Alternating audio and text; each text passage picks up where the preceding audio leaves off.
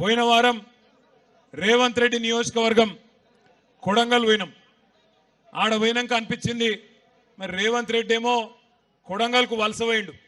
నిజానికి రేవంత్ రెడ్డి ఊరు మీ కల్వకుర్తి తాలూకాలనే ఉంటుంది, తెలుసా మీకు? ఈయనే అన్న ఉంటుంది దగ్గరనే. అంటే తాలూకా అయితే కల్వకుర్తే కదనే. ఏమో మరి ఎట్లయిపోయిందంటే పరిస్థితి, రేవంత్ రెడ్డి మావోడు కాదంటే మావోడు కాదంటారు చూడు, అట్లా అయిపోయింది కథ. మాది కాదు అచ్చంపేట అంటారు. మీ మీద రుద్దుతలేంతా మీ ఆగు. అయితే నేనేమనుకున్నా అంటే కొడంగల్ పోయినాం, మరి కొడంగల్లోనేమో ఎవరికి న్యాయం చేయలేదు, అక్కడ రుణమాఫీ కాలేదు, రైతు బంధు టకీమన్నాడు, టకీ లేదు, టికీ లేదు, ఏది లేదు, తులం బంగారం రాలేదు, ఆడబిడ్డలకు 2500 రాలేదు. అదేవిధంగా ఏ ఒక్క 420 హామీలు ఇచ్చి దొంగ మాటలు చెప్పి నంగనాచి మాటలు చెప్పి గెలిచిండో ఒక్కటంటే ఒక్క పని సొంత నియోజకవర్గంలో చేయలేదు. మరి సొంత తాలూకా ఎక్కడనైతే పుట్టి పెరిగిండో, ఏ కల్వకుర్తి తాలూకాలనైతే పిల్లని చేసుకున్నాడో, అత్తగారి ఇల్లు కూడా ఇక్కడనేనట. మరి కనీసం అత్తగారి ఊళ్ళకి ఏమైనా చేసిండా, సొంత ఊరికి ఏమైనా చేసిండా అని చెప్పి అనుమానంతో ఇక్కడికి వచ్చినా. మీరు నాకు సమాధానం చెప్పాలి. నేను ప్రశ్న అడుగుతా, దయచేసి సమాధానం చెప్పాలి. రేవంత్ రెడ్డి గారు పిసిసి అధ్యక్షుడిగా ఉన్నప్పుడు ఎన్నికలకు ముందు ఒక మాట చెప్పిండు, మీరు 2 లక్షల రుణమాఫీ తీసుకోండి, నేను వస్తున్నా 2 లక్షల లోన్ తెచ్చుకోండి. కేసీఆర్ 1 లక్ష రూపాయలు రుణమాఫీ చేసిండు. అట్లా అయినోళ్ళు రైతులు కూడా అర్జెంటుగా బ్యాంకు కురుకుని నేను వస్తున్నా, రాగానే ఎంబడే డిసెంబర్ 9 నాడు సంతకం పెడతా, 2 లక్షల రుణం మాఫీ చేస్తా అని చెప్పిండు.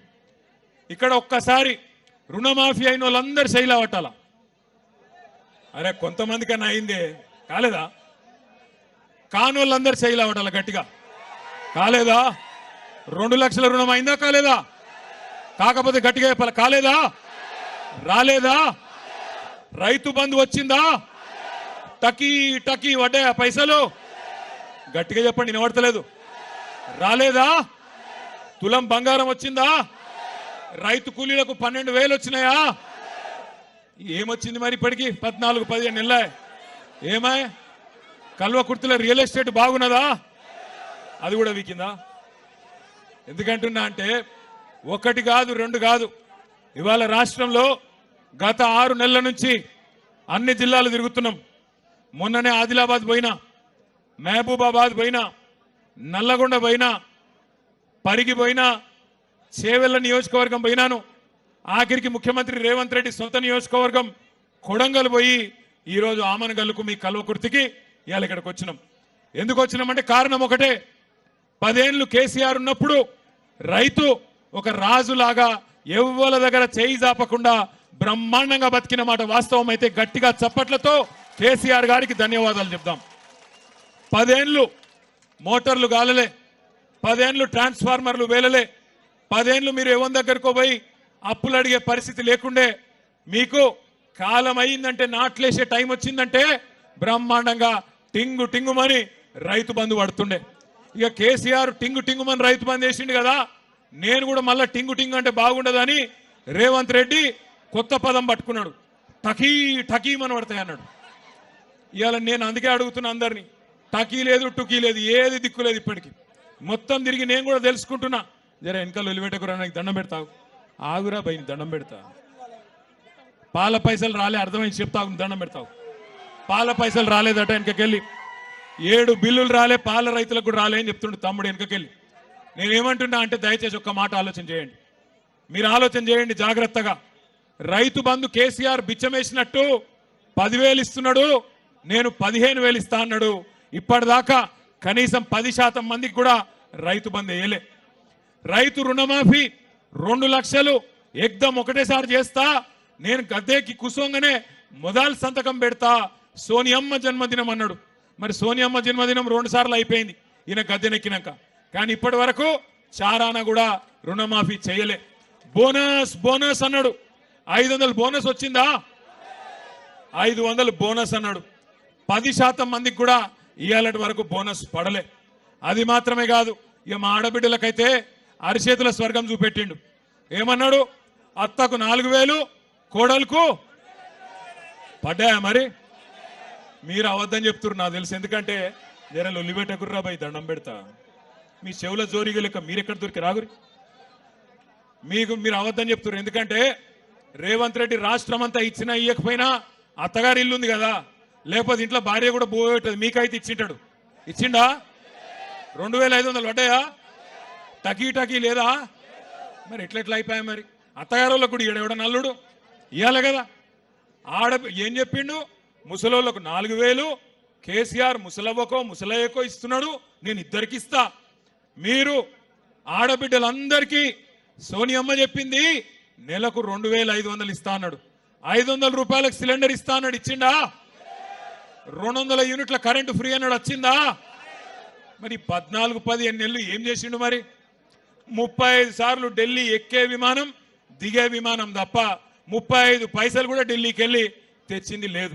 మరి వాళ్ళ నేను మిమ్మల్ని ఆలోచించమని కోరేది ఒకటి, మీరందరూ రైతు బిడ్డలు, మీరందరూ వ్యవసాయ కుటుంబాలకు వెళ్ళి వచ్చిన రైతు బిడ్డలు.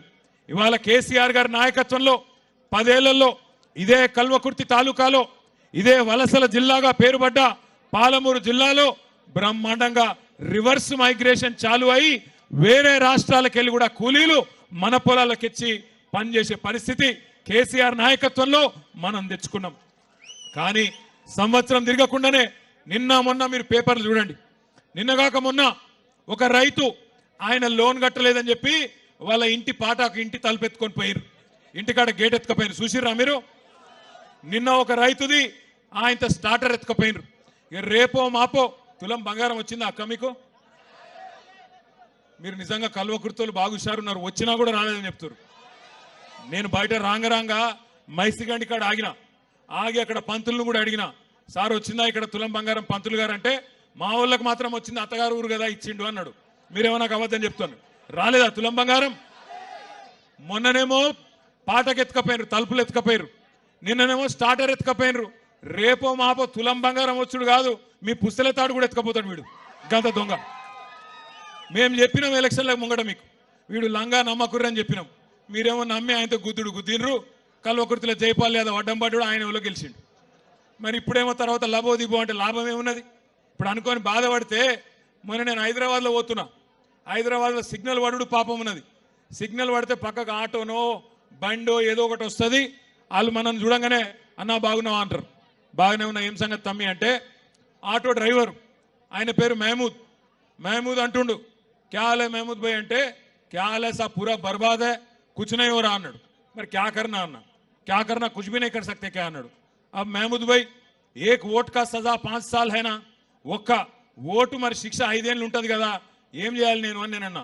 అంటే మహమూద్ భాయ్ ఏమంటుండు ఎరికాను నాతోని, సాబ్ కోయి తర్కీబ్ నీ ఏ క్యా అంటుండు. అంటే ఏమైనా ఉపాయం లేదా సారు అంటుండు, ఏమైనా ఉపాయం లేదా ఈయన ఇంటికి పంపేది అంటుండు. నేను మిమ్మల్ని అందరినీ కరెక్టేనా నేను చెప్పేది? మీరు కూడా గదే అనుకుంటారా వేరేమని అనుకుంటారా? ఒక్కసారి కేసీఆర్ ఉన్నప్పుడు బాగుండే అంటే వాళ్ళు చేయలే అంటారు. పక్కా ముచ్చట్నా ఇది కూడా? మళ్ళీ ఎలక్షన్ ముందు ముచ్చట్నేనా? పక్కానా ఈసారి? అర్థమైందా మొత్తం కాంగ్రెస్ మోసం, రేవంత్ రెడ్డి మోసం అందరికి అర్థమైందా?